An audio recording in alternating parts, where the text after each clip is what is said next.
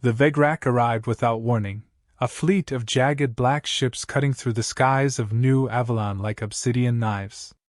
At first, there was disbelief. Contact with alien life had always been a distant possibility, but an invasion? That was unthinkable. The colony, barely 2 decades old, had been a beacon of human progress, nestled on a lush, Earth-like world. It had schools, markets, and towering residential complexes. It was home. Then the bombardments started. The first attack wiped out the colony's primary communication tower, severing their connection to Earth. Within minutes, defense systems sprang to life, railguns swiveling to the sky, missile silos opening like mechanical flowers. But the Vegrak ships moved too fast, their technology an order of magnitude beyond human understanding. Beams of searing plasma rained down, obliterating key military structures before a single human missile could find its mark. Governor Marcus Turner stood in the underground command center, watching in horror as reports flooded in. Civilian districts were in flames. Troop deployments were failing. The Vegrak had already breached the outer perimeters. "We have to negotiate," Turner said, his voice tight with desperation. "We surrender." But surrender was not an option. When the Vegrak landed, their forces moved with an eerie efficiency, clad in armor that gleamed like wet obsidian. Their leader, Overlord Kravas, was a towering figure with 4 arms and a face covered in bone-white plating. He addressed the humans only once, his voice reverberating through the city's broken loudspeakers. "You are now property of the Vegrak Empire. Obey or be erased." Life under Vegrak rule was suffocating. The once bustling colony now operated under strict curfews. Armed Vegrak patrols marched through the streets, their heavy boots echoing against concrete. The towering glass buildings that had once housed thriving businesses became command posts and supply depots. The Vegrak divided the population into sectors. Those deemed useful were put to work in factories and mines, while the rest were confined to cramped living quarters under constant surveillance. Resistance was futile, at least, that's what the Vegrak wanted them to believe. The few who tried to fight back disappeared. Public executions became common, a grim reminder of the futility of defiance. Daniel Hayes, a former military strategist, watched from the shadows, his jaw clenched. He had fought in wars before, but this was different. This wasn't just an enemy occupation, this was the systematic breaking of a people. At first, there were only whispers.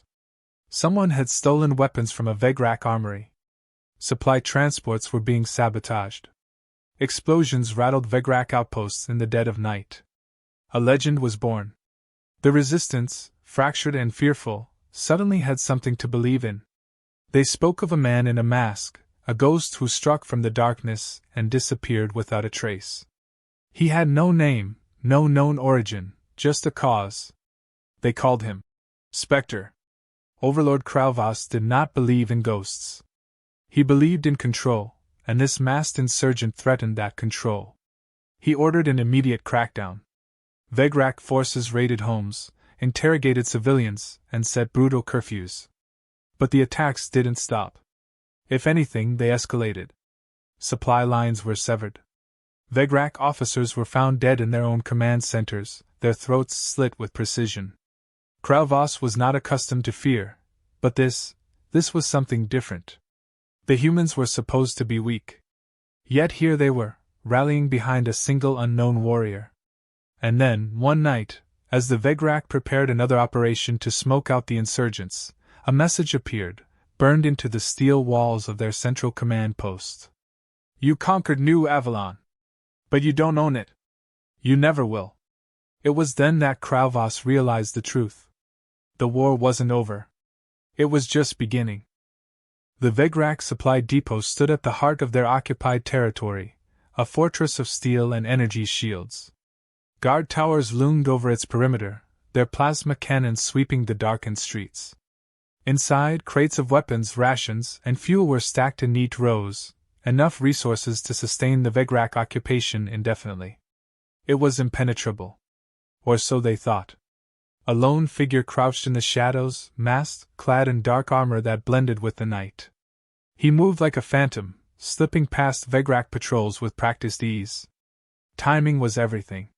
He had studied their rotations for weeks, noting every shift change, every blind spot. The Vegrak, in their arrogance, believed no human could challenge them in their own domain. That mistake would cost them. Spectre scaled the wall, reaching a ventilation shaft.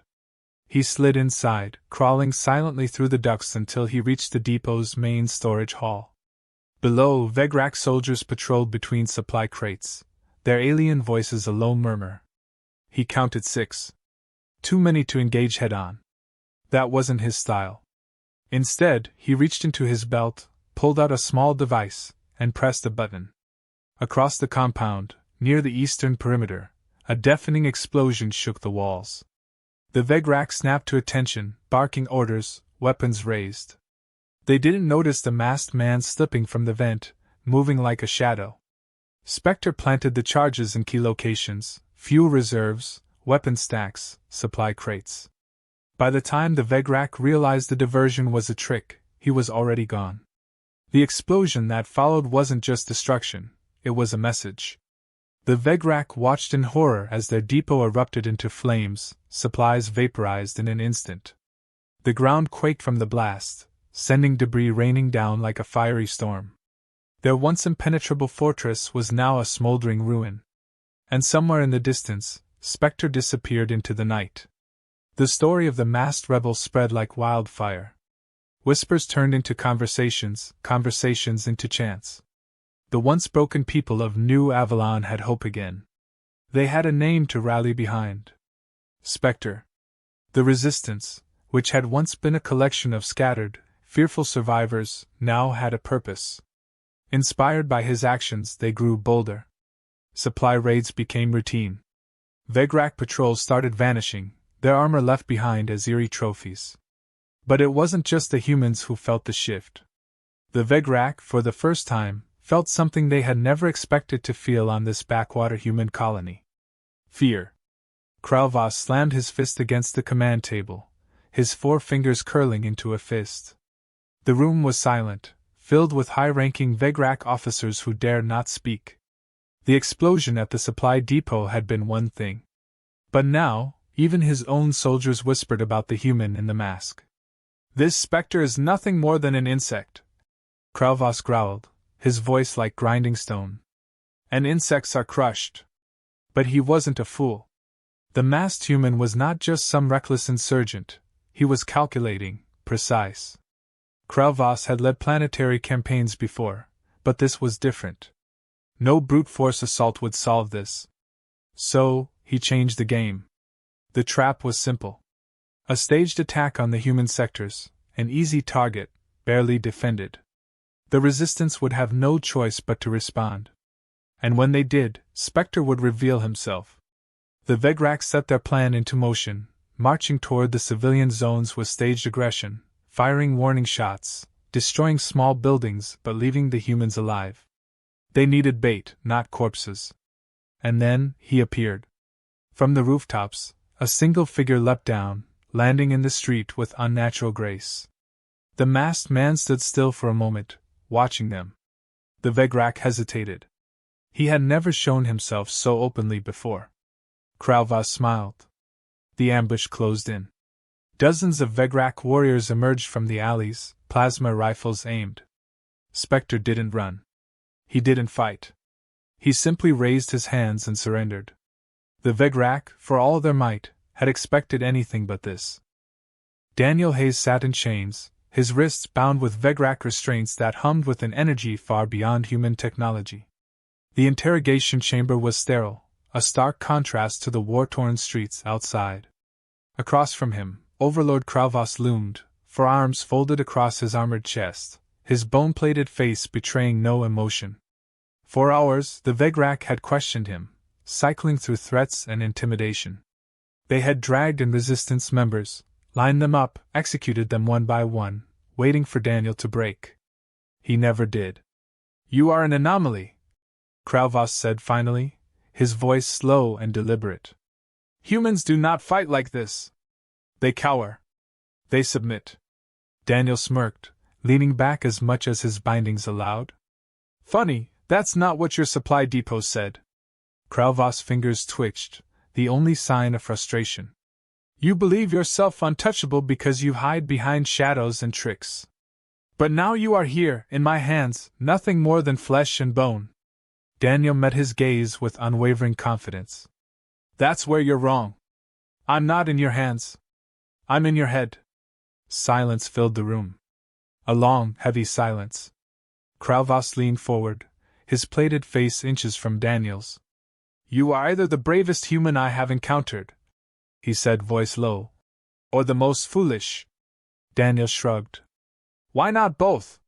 The Overlord studied him for a moment longer, then did something no one in the room expected. He laughed. It was not a pleasant sound. It was deep, guttural, a laugh that echoed like distant thunder. You amuse me, Spectre, Kralvas said. But amusement is not enough to save your people. So I offer you a choice. Daniel tilted his head. Oh, this should be good. A duel, Kralvas said, standing to his full, towering height. You and I. 1-on-1. If you win, I leave this planet, and humanity keeps its colony. Daniel arched a brow. And if I lose? Kralvas' expression darkened. Then every human on this planet dies. The room tensed. The Vegrak officers standing guard shifted uneasily. Even they had not expected this. Daniel took a slow breath. The weight of the choice pressed down on him. One fight. A single battle to determine the fate of an entire world. He exhaled. Well, he said finally, flashing a cocky grin. I do love a challenge. The announcement of the duel sent shockwaves through both sides. Humans clung to hope, desperate for a miracle. The Vegrak, despite their outward bravado, whispered among themselves. No one had ever seen Kralvas fight in single combat. He was a warlord, a strategist, not a frontline soldier. Why risk everything on a duel? The answer was simple: pride. The duel was set to take place in the heart of New Avalon, where the colony's once pristine government plaza now stood in ruins. The Vegrak broadcast the event, ensuring that every human and alien alike would witness what they believed to be humanity's final defeat. Daniel stood in the center of the clearing, unarmed, waiting. His mask was gone now, revealing sharp blue eyes and a face lined with experience and defiance. He had fought battles before, but none like this. None where the stakes were so absolute. The ground trembled as Kralvas entered, his obsidian armor gleaming under the artificial lights. He carried a weapon unlike any Daniel had seen before, a massive energy blade, humming with barely contained power. A Vegrak official raised a clawed hand. Begin. Kralvas moved first, swinging the blade in a downward arc meant to split Daniel in two. But Daniel wasn't there. He had already rolled to the side, dodging with practiced agility. The blade struck the ground, sending cracks spiderwebbing through the concrete. Daniel surged forward, aiming for the Overlord's side, but Kralvas was fast, faster than any being his size had a right to be. A backhand sent Daniel flying, skidding across the ground. Pain flared in his ribs, but he pushed himself up, refusing to stay down. The Vegrak cheered. The humans held their breath. Daniel wiped blood from his lip and grinned. That all you got? Kralvas lunged again, but this time, Daniel was ready. He ducked under the strike, pivoted, and landed a solid kick to the Vegrak's knee joint. The Overlord staggered, just for a second, but it was enough. Daniel pressed his advantage, weaving around the Warlord's strikes, searching for an opening. The fight was brutal, relentless. Every time Kralvas struck, Daniel dodged just enough to stay alive. Every time Daniel attacked, he found small cracks in the Overlord's defenses. Then, something changed. As the battle raged, the screens displaying the fight flickered. For a brief moment, symbols appeared. Strange, glowing symbols, not of human design. Daniel froze. The symbols weren't random. They were Vegrak. And they were on his mask. Kralvas hesitated, his grip on his weapon tightening. The crowd murmured. The Vegrak soldiers, watching from the sidelines, exchanged uncertain glances. What? Kralvas breathed, his voice barely above a whisper. "What is that?" Daniel, despite the pain coursing through his body, smirked. "Oh, you're gonna love this." The symbols continued to flicker across the screens, ghostly remnants of a language that no human should have known.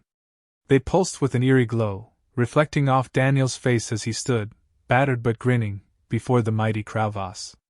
The Vegrak warlord had been confident, untouchable.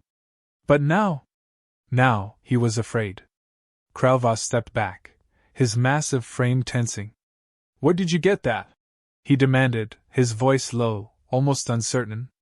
Daniel exhaled sharply, shaking his head. "Would you believe me if I said I found it?" The Vegrak officers watching from the sidelines murmured amongst themselves. The crowd of human captives, once resigned to watching their last hope fall, now stared in confusion and curiosity. This was no ordinary human.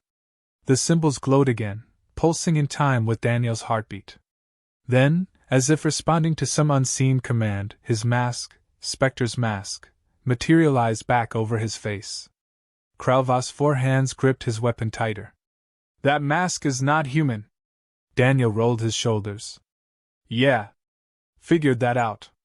The fight had stopped, but the war had shifted. Kralvas hesitated. He was a warrior, a conqueror, a being who had subjugated entire civilizations without a second thought. And yet, here he stood, locked in battle with a man wearing something his own people did not understand. The Vegrak prided themselves on being the dominant species in the universe, but dominance required absolute knowledge.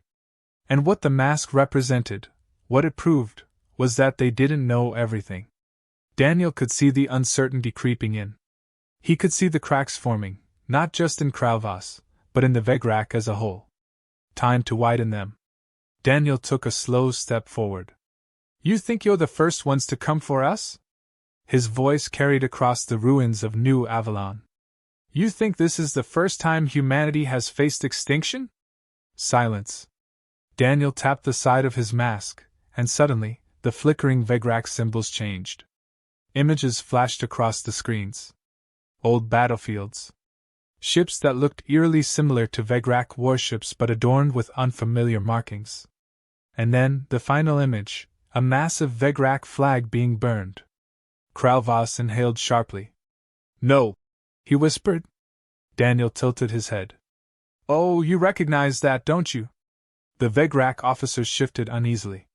The human prisoners didn't understand what they were seeing, but the Vegrak did. They recognized those symbols, those battlefields. A history long buried. Kralvas turned sharply to his officers. "Tell me this is a fabrication." The highest-ranking Vegrak scholar among them, an elder with deep-set violet eyes, hesitated. That hesitation told Kralvas everything. "You knew," Kralvas hissed. His grip on his blade faltered. Daniel chuckled. "Your empire isn't the first to rise, Kralvas. You thought you were the apex, but you were just the ones left standing when the dust settled." He gestured to his mask. "And this? This is proof." The crowd murmured louder. Doubt crept into the ranks of the Vegrak soldiers. The mighty conquerors were now uncertain. Kralvas' mind raced. He had always believed in the Vegrak's divine right to rule, their superiority over lesser species. But if what this human was saying was true, if their ancestors had once lost, then everything he had built, everything he had fought for, was a lie. Daniel saw the doubt. He saw the hesitation. And he pressed. "You're standing on the bones of a war your people lost," Daniel said, voice low but powerful. "And now you've got a choice, Overlord." Kralvas stared at him, silent. "Keep fighting a battle you already lost centuries ago," Daniel said. "Or leave." The Vegrak leader exhaled slowly. The weight of his people's buried history pressed down on him, heavier than any battle he had ever fought. He raised his weapon again, gripping it tight. For a moment, it seemed like he would attack, that he would fight until the very end. But then, in front of the entire Vegrak fleet, in front of every human watching, he dropped his blade. It clattered against the broken pavement. The sound of an empire's pride shattering. The Vegrak forces, leaderless and shaken, wavered. Without orders, without certainty, they were nothing. And Daniel? Daniel simply stood there, mask still glowing, waiting to see if the Overlord had the courage to make the right choice. Kralvas stood motionless, his breathing heavy. Around him, his soldiers waited for an order, any order. But none came. The Vegrak warlord, once so sure of his people's place in the universe, now faced a truth he could not ignore. The history they had built their empire upon was a lie. Slowly, deliberately, he turned away from Daniel and looked at the faces of his warriors. They were confused. Some angry. Others uncertain. They had believed themselves invincible, that their empire was eternal. And yet, here they were, staring at a single human who had shattered that illusion. He could fight. He could kill the human where he stood. But the fight was already over. Kralvas raised a hand. "We leave," he said, voice quieter than anyone had ever heard it. His second-in-command hesitated. "Overlord." Kralvas' head snapped toward him, eyes burning. "I said we leave." The command rippled through the Vegrak forces. At first, there was resistance. Murmurs of defiance, of dishonor. But then the reality settled in. If they stayed, if they continued this war, they would not just be fighting the humans. They would be fighting the truth itself. One by one, the Vegrak ships began their retreat. Troops marched back toward their transports, abandoning outposts and fortifications that had been built with the intention of never leaving. The humans, still reeling from what they had just witnessed, watched in stunned silence as the invaders simply left. New Avalon had been conquered. And then, just as suddenly, it had been freed. The battle was over. The celebration should have begun immediately. People poured into the streets, embracing, laughing, crying. The colony had been moments from destruction, and now, against all odds, they were victorious. But Daniel Hayes was gone. As the last Vegrak ships lifted into the sky, the man in the mask had slipped away, disappearing into the ruins of the city. The resistance searched for him, calling his name, but found nothing. No mask. No weapons. No sign that he had ever been there. "Where is he?" Governor Turner asked, scanning the horizon. No one knew. Some believed he had been killed in the chaos. Others thought he had never existed at all, that Spectre was merely a symbol created by desperate minds in desperate times. But those who had fought beside him knew better. The man who had challenged an empire, who had stood face to face with a warlord and made him question his entire existence, he was still out there. Somewhere. The colony began to rebuild. The people of New Avalon, no longer shackled by fear, worked together to repair what had been lost. Buildings were reconstructed. Streets were cleared. The scars of war remained, but now they were reminders of survival, not defeat. And through it all, the legend of Spectre grew. Children whispered his name in the dark, telling stories of the masked warrior who had defied the Vegrak. Some believed he would return if they were ever in danger again. Others thought he had moved on to fight another battle on another world. One thing was certain, he was more than just a man now. He was a myth.